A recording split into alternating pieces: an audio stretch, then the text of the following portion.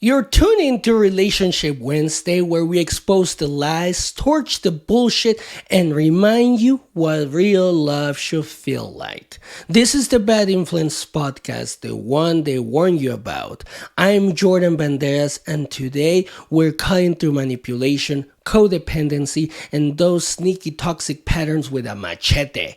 If you're done walking on eggshells, it ends here. Raw truth, real growth. Let's move. I was having a conversation with my wife the other day, and she mentioned that I'm becoming more tender over the years. We're gonna hit 11 years in our marriage at the end of these years. So I was like, what? When I heard that, I was like, have I not been tender in our marriage? Oh, she gave me an answer. And it was no. I didn't get offended though, or anything like that. Instead, I asked myself, what made me so rough? Because I've been rough. I'm rough around the edges. And based on my experience and what I see from others, we as men see tenderness as weakness. But tenderness isn't weakness. It's the final test of manhood. Because strength isn't about silence. It's about staying present when every instinct says run, fight, or shut down. That's the real battle most men keep losing behind closed doors. Not because they're heartless, because they were trained to hide. I know I was trained to hide. Because some of us were raised on a twisted definition of being a man. My uncle, the streets, that old code. Cry and you're soft. Be soft and you're prey. That's the life or the environment that I lived in. I ate the whole lie and built a fortress. I provided, I fixed, I solved, I stay useful. Every woman I cared about wasn't asking for my walls. She was asking for my presence. It's true. In my house, manhood sounded like shut up, don't cry, don't feel. Emotional connection wasn't in the manual, performance was. I carried that wall into love and confused strength with silence, like many of you are doing right now.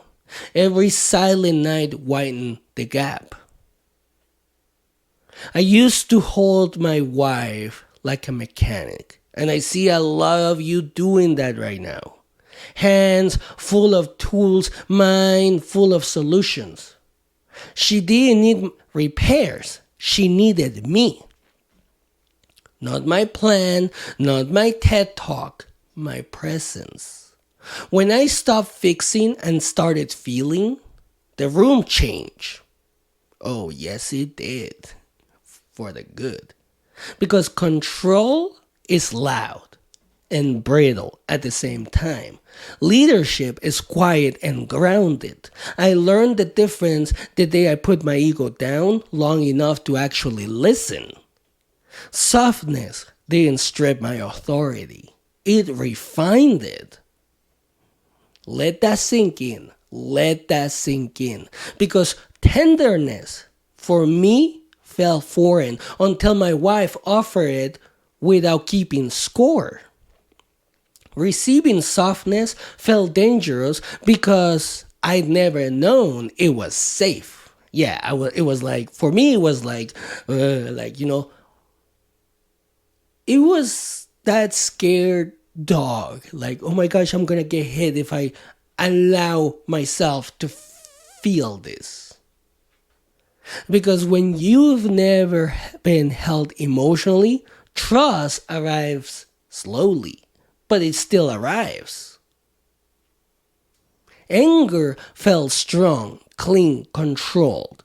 Vulnerability felt like handing over the blade. But here's the flip. Vulnerability is the blade. Use it on your armor, not each other. Bleeding in silence stops when honesty starts. It's true. A lot of people don't see it that way, but this is exactly how my life and my relationship turned around. Silence feels safer in the moment. It's lethal over time. Every time I shut down, I made it easier for love to leave. Not because she stopped caring, but because I refused to be seen. That's a regret that echoes. Yes, it does. Tenderness doesn't cause respect, it creates it. Anyone can flex, not everyone can feel, especially right now on social media, right? Probably you have seen it. Power lives in the man who can be gentle without losing his ground. That's strength, clean and undeniable. So picture this. It's late, the kitchen is quiet, the heavy kind. She's not crying or yelling, just still. The kind of still that feels like a cliff. My body wants to fix it. Speech ready, logic loaded, solutions lined up. For the first time, I don't. I step behind her. No hero act, no answers, just presence. Arms around her, slow, soft, steady, no words, no performance. Only breath and heartbeat. She waits for the usual lecture. It never comes. Her shoulders drop. Like that kind of drop that you're like, oh my gosh, she feels safe. Like, the room exhales. And I learn more about manhood in that silence than any be a man talk ever taught me. Yeah, I learned a lot. That moment didn't come easy. I had worn protector so tight it fused to skin. I called it strength, but it was fear. Fear that if I let anyone close enough to feel my heart, they'd crush it. So I performed, provided, and stayed absent. Presence ended the performance. Yes, it did. When you're present, your performance ends. And staying through the discomfort rewired everything. Holding space beat holding control. She softened, so did I. For the first time, power felt calm. Turns out, the strongest thing a man can do isn't to hold the world up. No, it is not. It's to hold space while someone else's world falls apart and not run. I know that hit you like a ton of bricks, huh? They handed us hammers and forgot to teach us how to hold a heart. We learned to conquer, not connect. Real leadership is choosing stillness when domination is easy, choosing listening when logic wants center stage, choosing feeling when pride wants distance. That's not weakness, that's evolution. If you don't know how to do this, here's something you can try. Breathe first. Just breathe. And speak second. Regulate before you relate. Hold without fixing. Hands steady, mouth quiet. Mirror what you see. I'm here. I see you. I'm not going anywhere. Ask for the map, not control.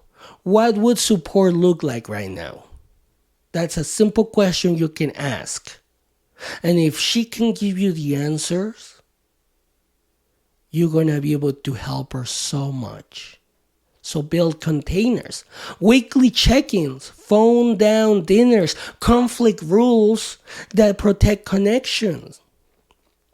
And also track your tells, jaw clench, shallow breath, urge to lecture. These are armor alarms. Repair fast. Name your miss, own it, state your next rep.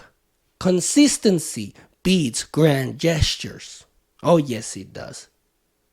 Shutting down protects the ego and bankrupts the relationship. Oh, yes, it does. Presence saves what performance keeps breaking. The man who learns to hold a woman emotionally finally learns to hold himself. Oh, yes, it's true. This is what I have learned in my marriage. And in case that you didn't get it, let me repeat it back.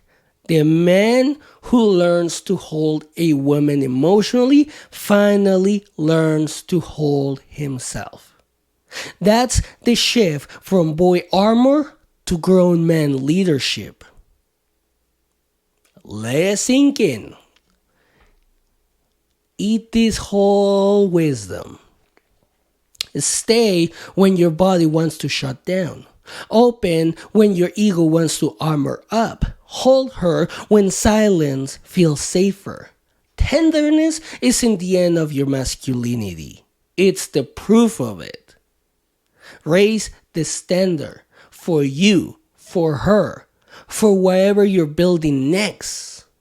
Because if you're not tender, how are you going to be able to hold her? How are you going to be able to treat your kids nice? You have to be tender with your kids or your spouse, don't you think? Especially if you're the leader, right? If you're the one that is supposed to lead the relationship. A leader has to be tender when it's necessary. You cannot be rough all the time. Believe me, I know. You cannot do that because you're going to end up pushing people away and then you're going to look back and blame yourself for it. But then you're just going to get so mad at people and at life that you're just going to be rough all the time and nobody will want to be with you.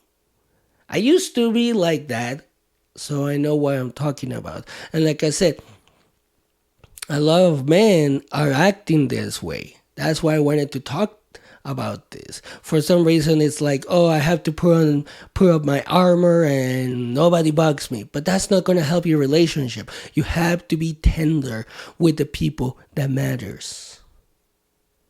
Because if you want a successful relationship, tenderness is literally part of your masculinity.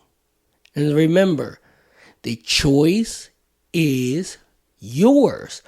Do not let anyone tell you how you should be as a man, especially if that person doesn't have the relationship or the life you want. And that's it for today. If this peeled back the mask, don't ignore it. You deserve more than crumbs. Draw the damn line. Hit subscribe so you don't miss the truth that actually change lives. Share this with someone ready to build love, not perform it. This is the Bad Influence Podcast. Until next time, know your worth, speak your truth, and never flinch. Have a great day.